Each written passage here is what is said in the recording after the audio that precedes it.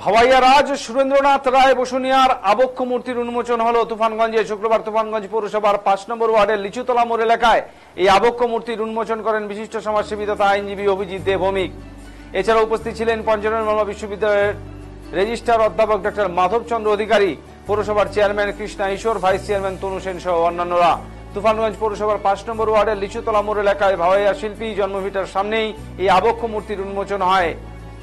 জানা গেছে, সুরেন্দ্রনাথ বসুনিয়া ১৯০৫ সালের ১ ফেব্রুয়ারি কোচবিহার জেলার তুফানগঞ্জ মহকুমার তুফানগঞ্জ পৌরসভার ৫ নম্বর ওয়ার্ডের লিচুতলা মোড় এলাকায় জন্মগ্রহণ করেছিলেন এবং ১৯৭০ সালে পরলোক গমন করেন তিনি।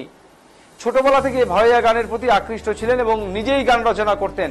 ১৯৭৩ সালে কলকাতায় তার গান রেকর্ড হয়, যা খুব জনপ্রিয় হয়েছিল। ভাওয়াইয়া রাজ সুরেন্দ্রনাথ রায় বসুনিয়ার মূর্তি স্থাপন কমিটির উদ্যোগে এবং তুফানগঞ্জ পৌরসভার ১ নম্বর ওয়ার্ডের কাউন্সিলর গৌতম সরকারের আর্থিক সহযোগিতায় এদিন এই মূর্তির আবরণ উন্মোচন হলো।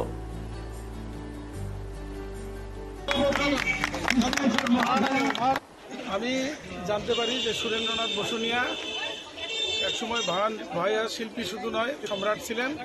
তার কাছ থেকে অনেক শিল্পীরা, আব্বাস উদ্দিনের মতো শিল্পীরাও তার কাছ থেকেই গান শিখেছেন। সেই কথা শোনার পরে কৃষ্ণকান্ত বর্মন আমাকে প্রস্তাব দেয় যে একটি তুফানগঞ্জ শহরে যার বাড়ি নিচুতলাতেই ছিল, তিনি এত বড় শিল্পী ছিলেন, ওনার কাছ থেকে বিস্তারিত শোনার পরে আমাকে যে আপনি মূর্তিটা ভালো হয়। আমি তৎক্ষণাৎ রাজি হয়ে যাই এবং মূর্তি রায়পুর থেকে বানিয়ে নিয়ে এসে কলকাতাতে করে তুফানগঞ্জে আনা হয়। আমরা ইতিমধ্যে একটা ডেট করে আজকে তার আবক্ষ মূর্তি প্রতিস্থাপন হলো।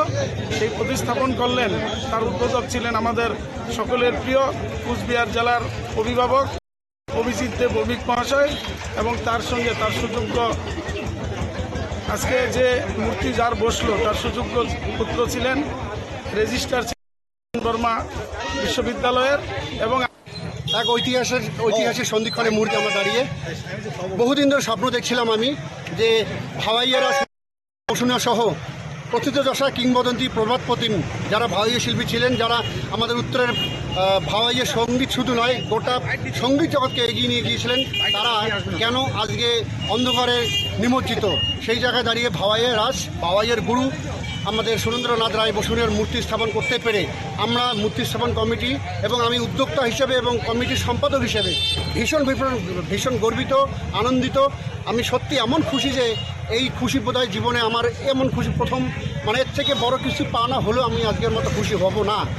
যার জন্যে আজকে যারা উপস্থিত হয়েছে সবাইকে এই খুশির ভাগ করার জন্য, খুশিকে সবার সামনে ছড়িয়ে দেওয়ার জন্য, তারা যেমন আমাদেরকে গর্বিত করলেন, তাদের জন্য আমরা ধন্য হলাম।